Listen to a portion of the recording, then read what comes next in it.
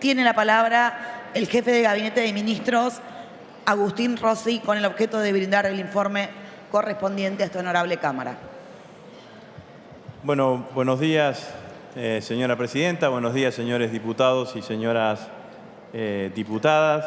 Vengo a cumplir con la obligación constitucional de estar presente alternadamente en cada una de las cámaras para dar un informe sobre la marcha general del Gobierno.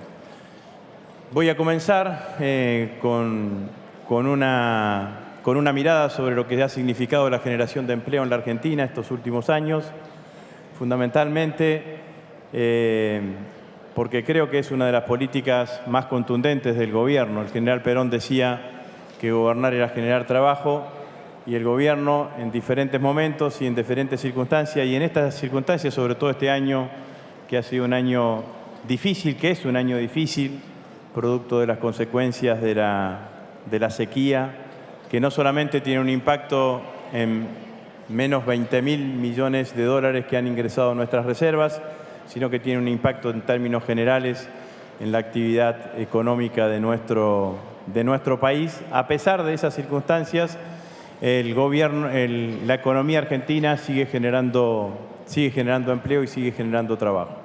Y en este caso me voy a referir a los indicadores de empleo, del empleo registrado asalariado privado, que es en general el empleo de mayor calidad, porque es el empleo en relación de dependencia, que está protegido por todas las leyes laborales que el peronismo en diferentes momentos de su historia ha consagrado en conjunto con los trabajadores, pero que es indicador también de todo lo que significa la actividad económica. El empleo privado en la Argentina, al mes de marzo, lleva consecutivamente 32 meses de crecimiento. El último mes creció el 0,3%. En realidad viene creciendo más o menos con esa característica entre el 0,2 y el 0,4% desde agosto del año pasado. Significan 19.000 trabajadores que se crearon 19.000 argentinos que consiguieron trabajo durante el mes de marzo. Y esos 32 meses consecutivos se convierten en una de las series más extensas de generación de empleo privado que se está midiendo desde el año 2009. En realidad, el último mes que se generó empleo privado asalariado en la Argentina durante el gobierno de Macri fue en diciembre del 2017. Desde diciembre del 2017 la curva fue descendente, se perdieron bastantes puestos de trabajo. Después empezó la pandemia y la cuarentena estricta, y hoy estamos con un nivel de recuperación que hemos recuperado todo lo que se perdió durante el segundo tramo de la gestión del gobierno de Macri, más lo que se perdió durante el año de cuarentena estricta, fundamentalmente en el año 2020. Se crearon más de 500.000 puestos de trabajo y eso da el indicador correspondiente que decía anteriormente. En todo este tiempo y sobre todo en los últimos años creció el empleo en todas las jurisdicciones y creció el empleo privado asalariado, vuelvo a decir, de eso estoy hablando, en todas las actividades económicas menos en tres: la actividad agropecuaria, la pesca y lo que significa la intermediación financiera. En el resto de las actividades hubo crecimiento económico. Las dos actividades que más impulsaron ese crecimiento de empleo privado fueron la hotelería y la gastronomía, por un lado, y por el otro lado la construcción. De hecho, en los 32 meses consecutivos de generación de empleo, la construcción ha sido uno de los grandes motores en la generación de empleo en la Argentina. Y acá me permito decir claramente que, como alguna vez se dijo, las cosas no suceden por arte de magia, sino que suceden por políticas y modelos que se sostienen y que se llevan adelante. En todo el gobierno del presidente Alberto Fernández hubo una clara protección y desarrollo a los sectores industriales en nuestro país. Inclusive en estos días hemos ampliado la cantidad de monto disponible para las pequeñas y medianas empresas en la Argentina dentro del programa CREAR. El programa CREAR es un programa de subsidio de tasa que está destinado al sector industrial en la Argentina. Hay más de 1000 empresas que han accedido a ese programa y claramente ese programa de subsidio de tasa tiene total sentido, siempre tiene sentido subsidiar tasa para los emprendimientos productivos, pero más ahora aún cuando producto de la inestabilidad cambiaria y de los niveles de inflación que tenemos, tuvimos que subir la tasa a niveles muy elevados. Lo que hace el gobierno es aplicar ante eso una política paliativa para seguir fomentando el desarrollo industrial en Argentina y que eso genere los puestos de trabajo que sean necesarios. Si ustedes analizan las dos actividades económicas que más traccionaron los puestos de trabajo, la construcción y la hotelería y la gastronomía, tienen que ver también con políticas públicas activas que ha llevado adelante el gobierno nacional. Hotelería y gastronomía, como todos sabemos, fue la actividad económica más afectada durante los años de pandemia y fundamentalmente durante los años de cuarentena estricta. El gobierno aplicó una política, el programa Previaje fue un programa fuertemente de incentivo, al desarrollo turístico en la Argentina. Primero tuvo una mirada amplia, hoy está mucho más concentrado para aquellos destinos no tradicionales y fundamentalmente para trabajar alrededor de los meses de temporada baja, de manera tal de generar un flujo constante de esta actividad económica que tanto tracciona el empleo en la Argentina. Por el Previaje se movilizaron 7 millones de argentinos desde que el programa está en funcionamiento y generó un enorme movimiento alrededor del mercado interno y del consumo. Y después tenemos la construcción. Y la construcción ha sido fuertemente fomentada por las políticas activas de nuestro gobierno. Llevamos un plan de infraestructura que tiene más de 5.000 obras en ejecución, que se ejecutaron durante todo este tiempo, 3.200 obras, alrededor de 3.200 obras están finalizadas y además entregamos más de 100.000 viviendas durante todo este tiempo. Esas dos políticas, ya sea tanto el Previaje o el impulso a la vivienda y a la obra pública durante la gestión del presidente Alberto Fernández, ha permitido la actividad económica de la construcción y la generación de empleo a partir de esa actividad económica. Vieron en el marco del impulso a la obra pública tiene dos miradas, si uno quiere. Por un lado la infraestructura y por el otro lado todo lo que significan las obras de saneamiento. En el marco de la infraestructura se han impulsado una serie de obras que claramente van a mejorar la condición productiva de nuestro país. Como estoy hablando de infraestructura, quiero seguir en el mismo camino y decir que una de las obras de infraestructura más importantes que va a tener la Argentina durante todo este tiempo es la que va a finalizar durante este mes, que es el gasoducto Néstor Kirchner. El gasoducto Néstor Kirchner es una obra iniciada durante nuestro gobierno, se va a estar finalizando durante este mes, llega hasta la provincia de Buenos Aires, a la localidad de Saliqueló. Según nuestra empresa de energía, que ha sido la concesionaria Enarsa, ha permitido emplear a 9.800 trabajadores en empleo directo y más de 40.000 trabajadores en empleo indirecto. El gasoducto ha sido financiado en general esta primera etapa por el Tesoro Nacional.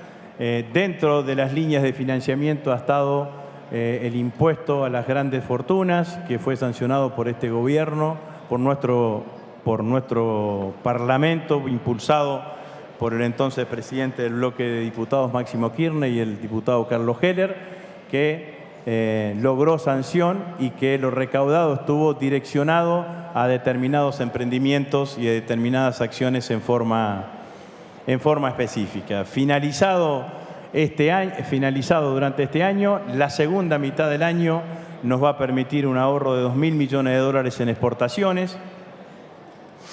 Cuando esté el año que viene, ese ahorro, al estar programado durante todo el tiempo, van a ser más de 4.000 millones de dólares en exportaciones y claramente empezamos la segunda etapa del gasoducto Néstor Kirchner, que viene a terminar en San Jerónimo, provincia de Santa Fe. Cuando esté finalizado son otros 3.500 millones de dólares de ahorro en importaciones de energía que vamos a tener.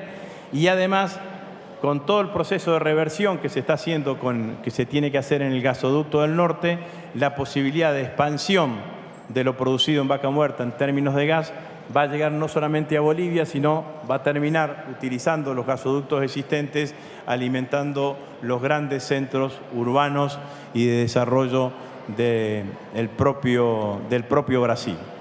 Con los gasoductos, con ese sistema de gasoductos más o menos ordenados, no solamente vamos a abastecer el mercado interno argentino, sino que también vamos a poder exportar, como dije, a los países vecinos. Por un lado, Brasil, Paraguay, Bolivia, Uruguay, también Chile. El gobierno ha enviado a la consideración de este Parlamento un proyecto de promoción del gas licuado. Esto tiene como sentido fundamentalmente atraer inversiones para que se hagan las plantas de licuefacción, creo que lo dije bien, necesarias que necesita la Argentina.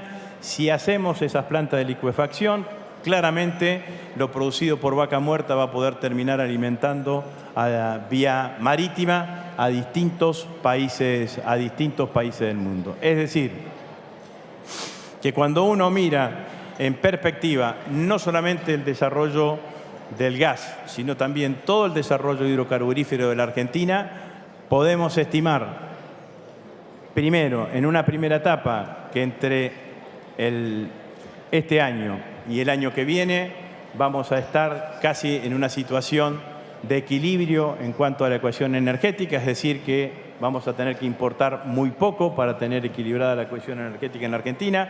Eso significa 7.000 millones de dólares, números redondos menos, que se van a tener que pagar de importaciones de energía, y que al mismo tiempo nos va a permitir en el futuro tener un componente de potencia exportadora en cuanto a los ingresos de la Argentina muy importante, no solamente en términos de gas, sino también en términos de petróleo crudo. Las estimaciones de nuestra Secretaría de Energía hablan del año 2027-2028 de 10.000 millones de dólares siendo mesurados, coinciden con las estimaciones de la Cámara Argentina de Energía, y estamos más o menos en ese mismo camino. Es decir, las expectativas del desarrollo hidrocarburífero de la Argentina son claramente favorables. Se necesitan hacer las inversiones que son necesarias en materia de infraestructuras. Estamos claramente en ese camino y ese me parece que es una noticia más que beneficiosa en este sentido. Como vieron ustedes, he hablado bastante de lo que significa el nivel de reservas de la Argentina. Este año, claramente, la situación de la pandemia ha generado una complicación desde ese punto de vista. Las acciones que lleva adelante el ministro de Economía tienen que ver fundamentalmente con recomponer ese nivel de reservas. El viaje a China tiene dos aspectos. El primero, la ampliación del swap para seguir fomentando todo lo que significan las importaciones de China para que sean utilizadas en esa moneda y que no afecten la reserva en dólares. Recientemente, empresas importantes de la Argentina, como algunas argentinas y otras no, pero que trabajan en nuestro país, como Total, como Migror y como Newsan han utilizado el mecanismo del swap, han utilizado yuanes para pagar importaciones que vienen de China, y también tiene que ver con tratar de ir logrando ese mismo mecanismo con Brasil. La presencia del ministro de Economía en la reunión del Banco de los BRICS es una consecuencia de esa reunión que tuvimos con el presidente Lula, que fuimos una delegación del gobierno argentino a hablar con una delegación del gobierno brasilero. Allí Lula gestionó la invitación para que Argentina estuviese allí presente. El Banco de los BRICS no puede prestar a nadie que no sea socio del banco. El artículo 7 de su Carta Orgánica así lo impide, y hay una seria posibilidad de que la Argentina empiece a estar asociada al Banco de los BRICS a partir del mes de agosto. Si eso es así, nosotros vamos a poder contar con esta línea de financiamiento de las importaciones brasileras a la Argentina y también ahí generar un alivio a lo que significan las reservas. Independientemente que el año que viene la situación de las reservas van a ser ciertamente mucho más favorable de la que tenemos ahora, estas dos líneas, el swap con China y esta posibilidad de pago en reales a las importaciones brasileñas, son políticas que yo entiendo que cualquiera sea el gobierno que gestione el año que viene tiene que mantenerlas, porque claramente nos permite tener diversidad a la hora de promocionar el proceso de compra de insumos con dos países importantes a la hora de ver la matriz productiva de la Argentina, que son China y Brasil, y al mismo tiempo nos permite seguir teniendo fortaleza en nuestras reservas. Con lo cual, yo quiero decir que con plena conciencia de que este es un año difícil para los argentinos, que las condiciones estructurales de la economía argentina empiezan a cambiar no solamente el año que viene, sino a partir de la finalización de este año. Esta finalización de este año, la Argentina va a empezar a recaudar, recibir reservas genuinas a partir de la cosecha fina. La cosecha fina ha sido favorecida por el último periodo de lluvias que ha tenido la Argentina, y el año que viene no solamente vamos a tener estas infraestructuras energéticas funcionando en su totalidad, o al menos el gasoducto, la primera etapa del gasoducto Néstor Kirchner en su totalidad, que son 4.000 millones de dólares que nos ahorramos en importaciones, sino que no vamos a tener los efectos de la sequía, que son 20.000 millones de dólares que no faltaron durante todo este año. Si esto es así, la Argentina va a tener balanza comercial favorable, va a tener posibilidad de sostener sus niveles de crecimiento económico, va a fortalecer su cantidad de reservas en el Banco Central, va a poder tener una mirada mucho más severa sobre el tipo de cambio, y si tiene una mirada severa sobre el tipo de cambio, lograr una curva descendente de la inflación y una mejora del poder adquisitivo del salario. Descreo de aquellos que dicen que si ganan las elecciones lo que tienen que hacer es una devaluación brusca para duplicar la inflación, duplicar la pobreza, duplicar la indigencia y con eso después recién estabilizar. No va a ser necesario.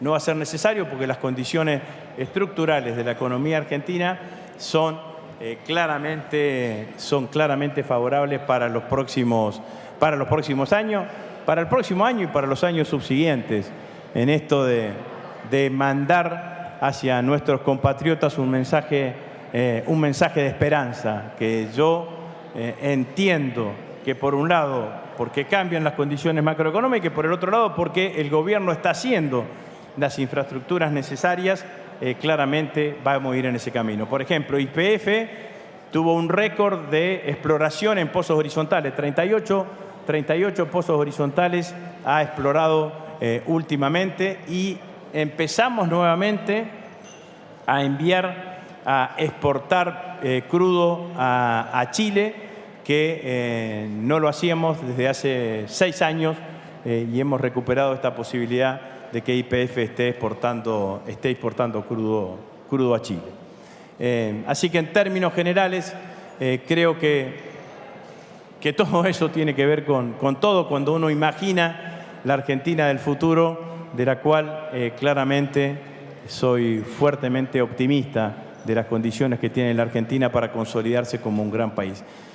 En este escenario, yo quiero destacar la reunión que sucedió hace 15 días en Brasil, convocada por el presidente Lula. El presidente Lula hace no menos de 6 meses que asumió el gobierno en Brasil.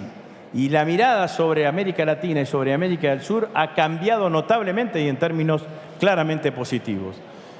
Lula va en camino de recrear la UNASUR, hizo una convocatoria a todos los presidentes de América del Sur, concurrieron absolutamente todos y se empezó a hablar nuevamente de lo que significa la integración en América del Sur. En un mundo en donde hay 2 polos, Estados Unidos y China, que se disputan en diferentes ámbitos y en diferentes materias, y que además hay una guerra entre Rusia y Ucrania, la integración latinoamericana es, a mi criterio, una bandera y un camino que ningún gobierno debe dejar de tener en cuenta. La verdad que durante los gobiernos del presidente Macri y del presidente Bolsonaro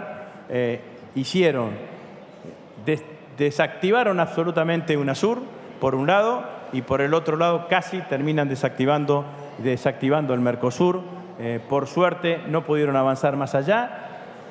Y la diferencia entre tener un liderazgo inclusivo, como en el caso del presidente Lula, permite sin ninguna duda tener una mirada hacia adelante de muchísimas expectativas. En ese viaje, el presidente de la Nación confirmó el crédito del BNDES para la compra de los tubos sin costura para la segunda etapa del gasoducto Néstor Kirchner, que va de Salliqueló a San Jerónimo, provincia de Santa Fe.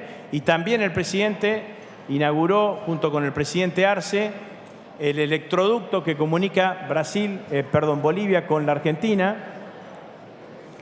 que era el único país que no estaba conectado al sistema interconectado nacional de la Argentina. Con el resto de los países teníamos conexión. Eso es altamente positivo porque permite funcionar con vasos comunicantes. Cuando tienen excedente de energía en un país y faltante en otros, se introduce ese faltante, y cuando es al revés, claramente también va en ese camino, y es una obra de infraestructura que fue inaugurada por ambos presidentes hace 15 días atrás. En mi anterior... Permiso, voy a tomar agua.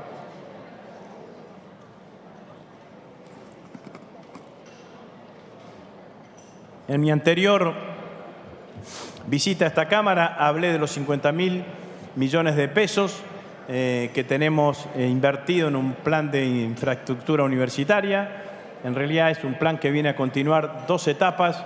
La primera que se hicieron durante la gestión de Cristina Fernández de Kirchner, después se discontinuó los 4 años de gestión macrista y nosotros lo volvemos a continuar. Entre febrero y mayo de este año se hicieron 14 inauguraciones en distintas universidades argentinas que tienen que ver con el mejoramiento de la infraestructura universitaria en cada una de esas universidades. Esas 14 inauguraciones contemplan, entre otras, la Universidad Nacional de Córdoba, la Universidad Nacional de Misiones, la Universidad Nacional de Hurlingham, la Universidad Nacional Arturo Jauretche, la Universidad Nacional de Tierra del Fuego, la Universidad Nacional del Oeste, la Universidad Nacional de San Martín, que recibieron partes de esta infraestructura, que se hicieron diferentes inversiones que obviamente mejoran la calidad universitaria y al mismo tiempo mejoran el hábitat en donde estudian los chicos y los docentes universitarios. Hemos llevado a 36.000 la cantidad de chicos beneficiados por las becas General Manuel Belgrano. Las becas General Manuel Belgrano en realidad es una continuación de las becas del Bicentenario. Las becas del Bicentenario se hicieron en el año 2010, en un momento en donde veíamos una caída importante de la matrícula en las carreras técnicas, fundamentalmente en las carreras de ingeniería. Se implementó esa beca, se logró revertir esa caída de la matrícula y ahora seguimos con estas 36.000 nuevas becas, 15.000 son nuevas, 21.000 han sido renovadas, que sin ninguna duda es un impulso importante para que haya chicos que estudien o que tengan una mirada sobre determinadas carreras que les interesan al Estado y que también son evaluadas en forma permanente, aquellas que empiezan a tener algún descenso en su matrícula, de manera tal de poder incentivarlas con acciones de este tipo. Quiero detenerme en los resultados de las pruebas Aprender. Las pruebas Aprender son pruebas que lleva adelante el Ministerio de Educación. Participaron más de 121.000 chicos de escuelas primarias de gestión pública y de gestión privada. Esas pruebas dieron una mejora de alrededor del 50% en lengua y del 8% en matemáticas. Recuerden ustedes que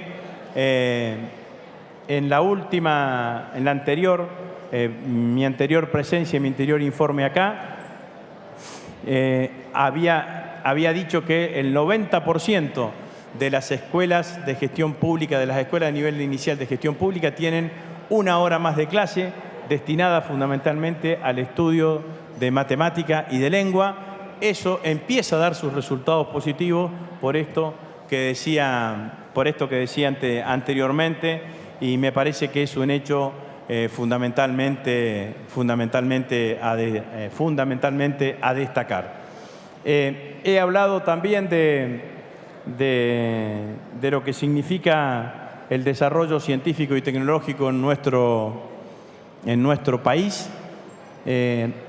Recientemente, hace 15 días, el presidente de la Nación firmó la 5ª reparación del salario que perciben los científicos y los becarios del CONICET. Esto fue un acuerdo que se hizo con los científicos y los becarios en 5 partes, hacer un proceso de jerarquización salarial, es decir, un 10% por encima del acuerdo paritario para recuperar lo que se había perdido durante los 4 años de gestión de Macri. Durante los 4 años de gestión de Macri había una pérdida del poder adquisitivo del salario importante, se recuperó con 5 aumentos del 10%, el último se dio en junio de este año para devolverle a los científicos, 21.000 científicos creo que tenemos y 12.000 becarios, que tenemos en la Argentina, para devolverles a ellos lo que se había perdido durante los 4 años de gestión macrista. Destaco 2 hechos que a mí me parecen importantes. Uno, en el marco de los científicos, el reconocimiento a Luis Cardelli, un matemático argentino que fue distinguido por el Premio Abel, que es lo equivalente al Nobel en las ciencias matemáticas. Cardelli hace mucho tiempo que reside fuera de la Argentina, pero está muy comprometido con el desarrollo científico argentino y tiene una mirada muy clara de todo lo que se debe hacer en materia científica y tecnológica, y ese me parece que es un hecho que vale la pena destacar. Como es para destacar también que la directora del Servicio Meteorológico Nacional, la licenciada Celeste Saulo, haya sido designada secretaria general de la OMM, que es la Organización Mundial Meteorológica. Celeste fue designada por nosotros cuando yo era ministro de Defensa de Cristina, en el segundo gobierno de Cristina. Fue una propuesta que, recuerdo bien, me la alcanzó Santiago Rodríguez, licenciado Santiago Rodríguez, que era secretario de Ciencia, Tecnología y Producción para la Defensa. Necesitábamos hacer una renovación de los directivos del Servicio Meteorológico Nacional, y hoy el Servicio Meteorológico Nacional tiene en sí mismo ese enorme reconocimiento que su directora, que su cabeza, quien ha sido cabeza durante todos estos años, sea reconocida internacionalmente en un lugar estratégico en la Organización Meteorológica Mundial. Sirva esto para prestarle una debida atención a lo que significa el financiamiento del servicio meteorológico. El servicio meteorológico es indispensable para una cantidad de actividades. Está lleno de estudiantes de meteorología, de licenciados en meteorología, muchísimos chicos y chicas jóvenes que trabajan dentro del servicio meteorológico. Hay estaciones meteorológicas desde la Antártida hasta La Quiaca, con todo lo que eso significa. Si el servicio meteorológico no se sostiene adecuadamente presupuestariamente, lo que hace es que esas tareas que se llevan adelante en el marco de las actividades propias del servicio meteorológico empiezan a estar privatizadas y la empiezan a vender servicios otras empresas con claramente las distintas intencionalidades que puedan llevar adelante. La vez anterior hablé de lo que significaba el equipamiento en programa de equipamiento que teníamos en el Ministerio de Ciencia y Tecnología. Dije que habíamos revertido lo que existía al principio de la gestión en el año 2019, que 7 de cada 10 pesos quedaban en la Ciudad Autónoma de Buenos Aires. Hoy 6 de cada 10 se reparten en las otras 23 jurisdicciones. Hablé de un programa de inversión de 32.000 millones de pesos. Hoy digo que además eso está acompañado con un programa de inversión, no solamente en equipamiento, sino en infraestructura de casi 250 millones de dólares, que también sigue la misma lógica de inversión que decía anteriormente. Y me parece que este es un elemento fuertemente a destacar. Todo lo que vine diciendo sobre lo que significa el desarrollo del potencial hidrocarburífero de la Argentina va a exigir cada vez más inversión, no solamente del Estado, sino del sector privado, en desarrollos científicos y tecnológicos, en inversión, en investigación, en desarrollo, en innovación, que son las claves del crecimiento de la Argentina, en el futuro. Tres cositas muy simples, pero que importantes, que tienen que ver con políticas de cuidado. La primera, hemos entregado la pensión número 300.000 por discapacidad. Durante los 4 años de gestión del gobierno de Macri estuvieron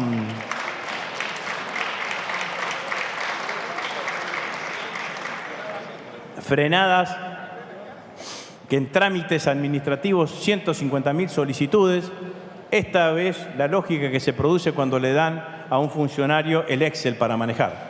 Entonces, cuando funcionan los funcionarios, funcionan con el Excel y no le ponen nombre, apellido y color humano y calor humano a cada una de las políticas, pasan este tipo de cosas. Entonces le dicen alta por baja y te quedan 150.000 argentinos que tenían derechos consagrados por una ley afuera de esa decisión. Porque si no, nos explica cómo nosotros hemos dado 150.000 pensiones durante estos 3 años y medio de gestión que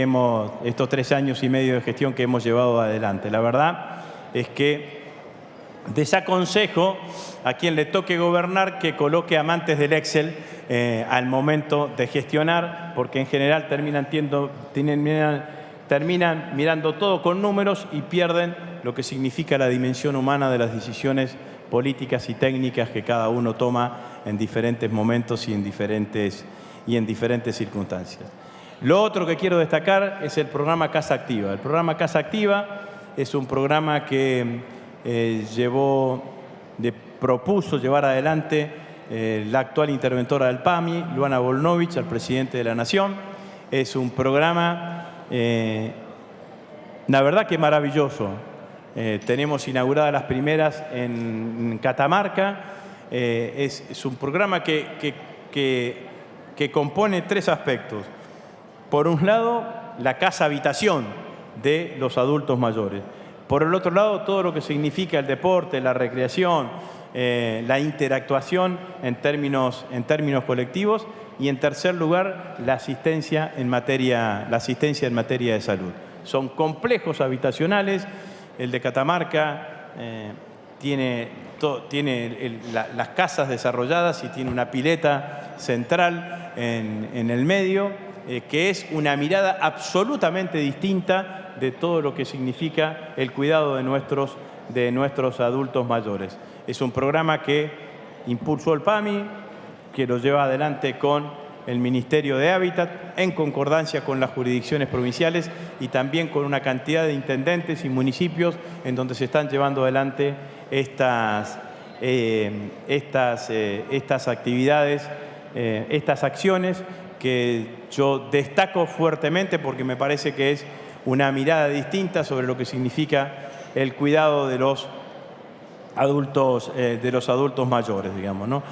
Y ahora estamos por empezar a implementar con financiamiento internacional de los programas Casa Corazón, que es un acuerdo entre la Fundación Garraham, la Fundación del Banco Nación, y en conjunto con cada una de las jurisdicciones vamos a construir esa casa con financiamiento internacional que van a tener que estar ubicadas cerca de hospitales o centros sanitarios de muchísima complejidad para que allí estén alojadas en diferentes momentos del tratamiento chicos con cardiopatías, personas gestantes o algunos que tengan enfermedades complejas. Es la idea de replicar el modelo Garraham en distintos lugares de la Argentina que me parece que son claramente importantes y me parece que son 3 políticas de cuidado que vale la pena remarcar en el marco de esta presentación. De las políticas de cuidado voy a pasar a hacer referencia, porque es insoslayable la referencia, al informe que ha hecho la Auditoría General de la Nación sobre el crédito que tomó el gobierno del presidente Macri, el crédito con el Fondo Monetario Internacional. La Auditoría General de la Nación, como saben ustedes, es un organismo que depende del Poder Legislativo, que funciona como asistencia técnica del Poder Legislativo, que tiene en sus funciones el control post de las gestiones de gobierno, y en este caso han hecho una auditoría por primera vez en toda su historia sobre un crédito tomado ante el Fondo Monetario, con el Fondo Monetario Internacional. La verdad que aconsejo a quien quiera leerlo, es cierto que no es de lectura fácil porque tiene muchos aspectos técnicos, las 247 páginas del informe de la auditoría. De ahí uno concluiría que eso es lo que uno tendría que mostrarle a cualquier alumno o a cualquiera que le toque administrar, de cuáles son las cosas que no se tienen que hacer. Porque todo lo que se hizo ahí todo lo que está ahí no se tiene que hacer. El crédito empezó como un crédito stand-by. Los créditos stand-by son créditos para equilibrar la balanza de pagos. Terminó siendo un crédito presupuestario que no tiene nada que ver con el crédito stand-by. Lo terminó firmando el ministro de Hacienda cuando tendría que haberlo firmado el ministro de Finanzas. En ese momento, después de la salida de Pratgay, ustedes saben que el gobierno del presidente Macri dividió el Ministerio de Hacienda y el Ministerio de Finanzas. El ministro de Hacienda es el que firmó el crédito. Exige una resolución y una especie de aprobación del Banco Central. No aparece en ningún lado el dictamen favorable o especificando cuáles eran las consecuencias que podía tener en la política monetaria el crédito que tomó el gobierno del presidente Macri. Hay allí una cantidad de inconsistencias porque el que firma el primer acuerdo es Sturzenegger. Sturzenegger se va antes de la firma del segundo acuerdo. El que era el ministro de Finanzas que no firmó el acuerdo pasa a ser presidente del Banco Central. Después unifican los dos ministerios y le devuelven a Hacienda, que seguía estando a cargo de Duhovne, las competencias propias del Ministerio de Finanzas. Los primeros 13.000 millones de dólares que recibió la Argentina no están incluidos en el presupuesto del año 2018. El 71% del crédito se utilizó para pagar deuda. Gran parte de esa deuda fue tomada en el año 2016 y 2017. Ustedes recuerdan cómo llegamos al acuerdo con el fondo, ¿no? Durante los años 2016 y 2017 hubo un endeudamiento excesivo. Enero del 2018 fue el último mes que le prestaron a ese entonces el ministro de Finanzas, el mago de la finanza, dijo alguien, el Maradona de las finanzas o el mago de la finanza o el Messi de las finanzas, le prestó el mercado a Caputo, que era el ministro de Finanzas, y después de eso cayeron al Fondo Monetario Internacional. El otro 29% terminó siendo fuga de capitales. Aparecen inconsistencias. Inconsistencias puede aparecer entre el Ministerio de Economía. Estoy relatando la auditoría. En todo caso, quejas a Jesús Rodríguez. Aparecen inconsistencias entre el Ministerio de Economía y el Banco Central. Terminó generando un aumento de la deuda para llevarla en diciembre del 2019 al 89,9% del PBI. No se tomó ninguna precaución hasta la fuga de capitales, salvo después que Macri perdió las elecciones y pudieron el cepo hasta los $200. Pero entre las primarias y las elecciones de primera vuelta no tomaron ninguna precaución sobre lo que significaba lo que estaba sucediendo en el mercado argentino. Entonces, independientemente de que pudiesen existir o no responsabilidades penales, no me corresponde a mí analizar, desde el punto de vista de la ley de administración financiera, la ley de presupuesto, no cumplieron ninguna de las normas. Hicieron todos a las apuradas, todo rápido, y se podrían haber evitado toda una cantidad de cuestiones. Es cierto que hay una discusión allí sobre si el Congreso tendría que haber intervenido o no, porque la ley de administración financiera prevé en uno de sus artículos que si el país es miembro de un organismo multilateral, la deuda que se tome no se tiene que pedir autorización al Congreso, pero el monto de la deuda, que se excedía claramente la capacidad prestable de la Argentina, excedía la dimensión como para que este Congreso no tuviese participación. Ni siquiera hay un decreto de aceptación de la deuda con el Fondo Monetario Internacional. Entonces, vuelvo a cómo empecé. 247 páginas que merecen ser analizadas. Es un informe riguroso desde el punto de vista técnico que remarca claramente todas las irregularidades o la falta de buenas prácticas, si quiere, siendo indulgente, que llevaron adelante en la toma de la deuda que hicieron con el Fondo Monetario Internacional. Obviamente, repetir que hubiese significado que en el 2022 y en el 2023 los vencimientos se hubiesen duplicado de 20.000 a 40.000 millones de dólares externos. Es increíble que hayan podido firmar un acuerdo de esas características. Para ir finalizando, quiero hacer referencia a un hecho que a mí me parece importante, o al menos yo le doy importancia, que es la reinauguración de la fábrica militar de Azul, en Azul, provincia de Buenos Aires. Saben los señores diputados que todo lo que tiene que ver con la industria para la defensa es un hecho que a mí me sensibiliza o que le presto especial atención, ¿no? Porque creo que, sobre todo en estas épocas, gran parte de la autonomía de la Argentina también se mide en todo lo que podamos tener de fortaleza en todo lo que significa nuestra industria para la defensa. La Argentina, desde Sabio en adelante, que fue el autor durante la década del 30 de la ley de fabricaciones militares, tuvo una industria para la defensa muy potente. Durante la década del 90, con el decreto privatizador de Dromi, desaparecieron muchísimas industrias. Algunas petroquímicas se privatizaron, otras directamente se cerraron.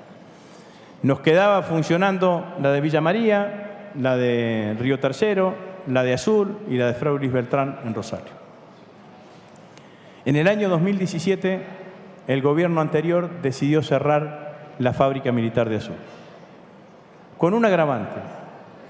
Había estado tiempo antes, no recuerdo bien si ya iniciado el gobierno o antes de que se inicie el gobierno, el ex jefe de gabinete, Marcos Peña, en una conferencia de prensa junto con el intendente de Azul, y había dicho que bajo ningún concepto tenía el gobierno de entonces, dentro de su hoja de ruta, cerrar Azul. La cerraron. Dejaron 200 trabajadores en la calle. Esos 200 trabajadores cortaron la ruta, resistieron. Yo los visité en el año 2018. Tenían un acampe al lado de la iglesia de Azul. Vendían locro, empanadas, hacían comida junto con sus familiares para tratar de tener algún tipo de ingreso. Yo quiero reflexionar solamente con esto que dije recién del Excel, ¿no? De que cuando uno toma decisiones, tiene que tener en cuenta la dimensión humana. Y esos trabajadores, en algún momento del año 2017, tuvieron que entrar a su casa y decirle a su mujer y a sus hijos que se quedaban sin trabajo.